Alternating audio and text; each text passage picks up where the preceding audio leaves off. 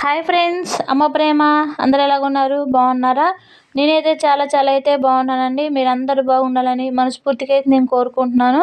అమ్మ చూపించే ప్రేమ, అమ్మ తినిపించే గోరుముద్దలు, అమ్మ చేసే వంటలు మనం ఎప్పటికి కూడా మర్చిపోకూడదండి. ఈరోజైతే మంచి బ్రేక్ఫాస్ట్ అయితే నేను చూపిస్తున్నాను. మీకు ఎంతమందికి ఈ బ్రేక్ఫాస్ట్ ఇష్టమో కామెంట్ అయితే చేయండి. నేనేం చేస్తున్నాను అనుకుంటున్నారా?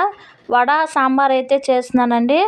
ముందుగా నేనైతే మినపగుళ్ళను అయితే తీసుకొని నానపెట్టుకొని ఒక అరగంట పాటు గ్రైండర్కి అయితే పట్టేసుకున్నానండి. పట్టిన తర్వాత కందిపప్పును అయితే కడిగేసి కుక్కర్లో అయితే వేసేసానండి. ఒక పక్క అయితే పప్పు అయితే ఉడికిపోతుంది. ఇంకా సాంబార్లోకి మనం కూరగాయలు అయితే కట్ చేసుకోవాలి కదా. ఈ లోపు అయితే నేను పప్పు ఉడికేలోపు కూరగాయలు ఏమేమి తీసుకున్నానంటే ఉల్లిపాయ, పచ్చిమిర్చి, టమోటా, బంగాళదుంప, క్యారెట్, కొత్తిమీర అవన్నీ అయితే తీసుకున్నానండి. మీ దగ్గర మునక్కాయ, సొరకాయ కూడా ఉంటే వేసుకోండి. మీకు నచ్చిన కూరగాయలు అయితే వేసుకోండి. సాంబార్లోకి చాలా టేస్ట్గా అయితే ఉంటుంది ఇంకా సొరకాయ వేసుకుంటే. ఇంకా ఒకదాని తర్వాత ఒకటి కూరగాయలన్నీ కట్ చేస్తున్నానండి. ఇంట్లో నుంచి బయటికి రాలేని పరిస్థితి అయితే ఆ విధంగా అయితే వర్షాలు అయితే పడుతున్నాయి. రైతులకు కూడా వర్షాలు పడితే ఇంకా విత్తనాలు, వరి అవన్నీ అయితే వేస్తారు కదా పంటలు. పిల్లలకి ఈ వర్షాల వల్ల స్కూళ్ళకి కూడా సెలవులు అయితే ఇచ్చారు. 3 days అయితే పిల్లలు ఇంటి దగ్గరే ఉన్నారు కదా. కొంచెం ఆలస్యంగా అయితే వంట అయితే చేసుకోవచ్చని నిదానంగా అయితే వంట అయితే చేస్తున్నానండి. వడలోకి మధ్యాహ్నం రైస్లోకి కూడా సాంబార్ అయితే చేస్తున్నాను. నేను ఏమేమి కూరగాయలు కట్ చేసినానంటే టమోటా, పచ్చిమిర్చి, ఉల్లిపాయ, క్యారెట్, బంగాళదుంప అయితే ఆ పోపు అంతా పెట్టిన తర్వాత లాస్ట్లో అయితే బంగాళదుంప కట్ చేసి అయితే వేస్తానండి. ముందుగా కట్ చేస్తే బంగాళదుంప అనేది నలుపు అది వస్తుంది కదా. ఈ కూరగాయలన్నీ కట్ చేసుకునే లోపు అయితే పప్పు అయితే ఉడికిపోయిందండి. విజిల్స్ పోయేంత వరకు అయితే ఉంచేసుకొని మూత అయితే తీసేసి కల్లుప్పు కొంచెం వేసి పప్పు గుత్తితో పప్పు అంతా వెనిపేసుకుంటే చాలా మెత్తగా అయితే ఉడికిపోతుందండి. 4 విజిల్కే పప్పు ఉడికిపోయింది నాకైతే. పప్పు అంతా వెనిపేసి ఒక గిన్నెలోకి అయితే తీసేసుకొని పక్కన పెట్టుకున్నానండి. పోపు దినుసులు, చిన్నులపాయ రెబ్బలు, చింతపండు ముందుగా అయితే నానపెట్టుకున్నా కదా. బాగా అయితే చింతపండు అయితే నానిపోయిందండి. పోపు అయితే పెట్టేస్తున్నాను. ఇప్పుడు ఆయిల్ తీసుకొని ఆయిల్ వేడెక్కిన తర్వాత కొంచెం కచ్చాబిచ్చగా దంచుకున్న చిన్నులపాయ, పోపు దినుసులు, ఎండుమిర్చి కూడా వేసుకోనండి. ఎండుమిర్చి అయితే నేనైతే వేయలేదు. పోపు దినుసులు, చిన్నులపాయ కొంచెం వేగిన తర్వాత మనం అయితే ముందుగా కట్ చేసి పెట్టుకున్న కూరగాయలన్నీ అయితే వేసేసి కొంచెం కరివేపాకు కూడా వేసుకొని కూరగాయలు బాగా మగ్గేంత వరకు అయితే వేపుకోవాలండి. ఆ కూరగాయలు కొంచెం మగ్గితేనే సాంబార్ అనేది చాలా టేస్ట్గా అయితే ఉంటుందండి.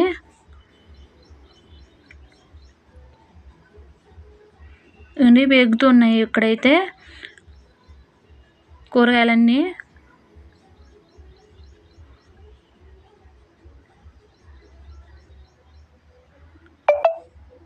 కూరగాయలు అవన్నీ మగ్గిన తర్వాత చిటికెడు పసుపు, మీకు తినగలిగేంత కారము అవన్నీ అయితే వేసుకొని ఆ కారము అవంతా కూడా పచ్చివాసన పోయేంత వరకు అయితే వేపుకోవాలండి. వేపుకున్న తర్వాత మనం ముందుగా నానబెట్టుకున్న చింతపండు పులుపునంతా వేసేసుకోవాలి. వేసిన తర్వాత మీకు ఎంతైతే వాటర్ కావాలో అంతైతే తీసుకోండి.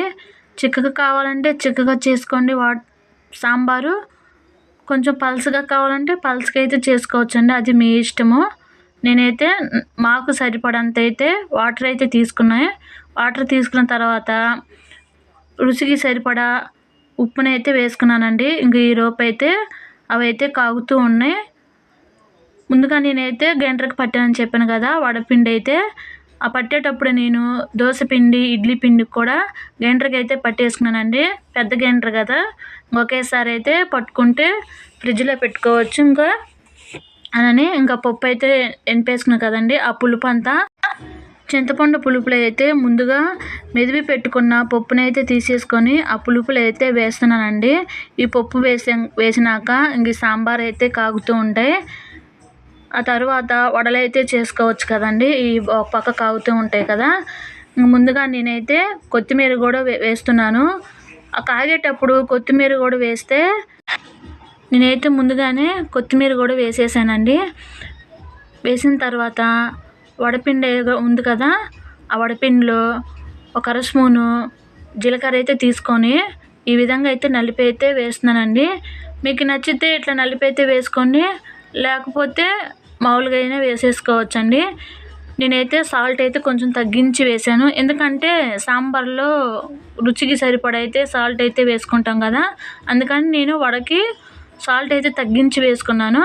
దీంట్లో సరిపోయినట్టు వేసుకొని సాంబార్లో సరిపోయినట్టుగా వేసుకుంటే ఉప్పు అనేది ఎక్కువైపోతే తినలేము, తక్కువగా ఉంటే మరలా అయితే వేసుకోవచ్చండి.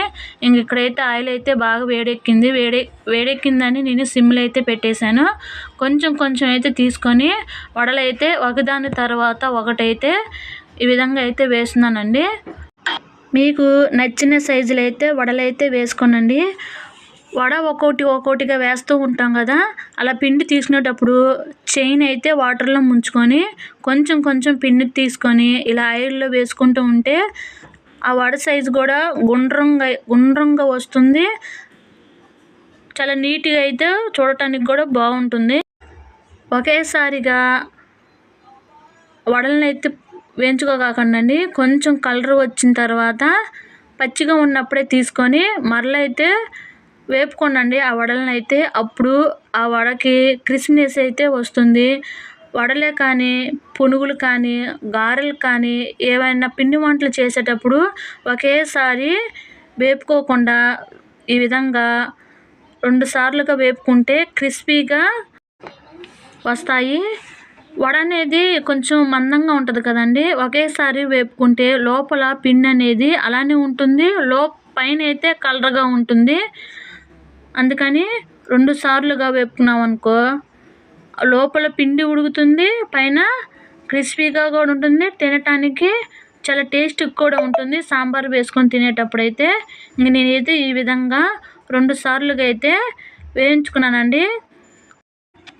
వడపిండి గ్రైండర్కి మిక్సీ కానీ పట్టుకున్న తర్వాత ఒక అరగంట పాటు ఫ్రిడ్జ్లో పెట్టుకుంటే వడలు వేసుకునేటప్పుడు ఆ నూనె అనేది పీల్చుకోకుండా ఉంటుంది, తినడానికి బాగుంటాయి.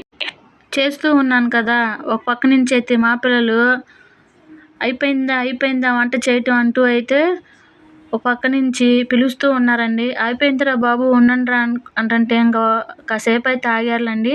వడలు చేయటం కూడా అయిపోయాయి. చూడండి మీరే, ఆయిల్ ఎక్కడ కూడా పీల్చలేదు, తినటానికి కూడా చాలా బాగున్నాయి కదా. ఇంక సాంబార్ అయితే మరిగాయి కదా. నేనైతే ఒక చిన్న బెల్లం ముక్క అయితే తీసుకున్నానండి. ఆ బెల్లం ముక్క ఎందుకు వేసానంటే ఆ పులుపు, ఆ కారం అనేది అద్భుతం చేస్తుందండి. హోటల్ స్టైల్లో చేసినట్టయితే వచ్చాయి సాంబార్ అయితే. మనం ఇంట్లో చేసుకుంటేనే చాలా తృప్తిగా అయితే తింటాం కదా. బయట తెచ్చుకొని 2 వడలు తెచ్చుకొని కొంచెం సాంబార్ వేసుకుంటే అది ఎటు సరిపోవు కదండి. అంతేకాక బట్ రేటు కూడా ఎక్కువగా ఉంటుంది. ఇంకా ఇక్కడైతే సాంబారు వడలు అయితే చేయటం అయితే అయిపోయిందండి. పిల్లలకి, మా వారికి నేను కూడా అయితే పెట్టేసుకుంటున్నాను, పిల్లలకు కూడా ఇస్తున్నానండి. ఆ వడల పైన సాంబార్ వేసుకొని తింటుంటే అబ్బబ్బా ఏం రుచిలేండి, ఏం టేస్ట్లే. మరి ఎందుకంటే ఆలస్యం, మీరు కూడా అయితే ఒకసారి అయితే ట్రై చేయండి. మీ అందమైన హస్తాలతో లైక్ చేయండి, మీ చిరునవ్వుతో సబ్స్క్రైబ్ చేసుకోండి. మరొక నెక్స్ట్ వీడియోలో కలుద్దాం. ఉంటానండి, బాయ్.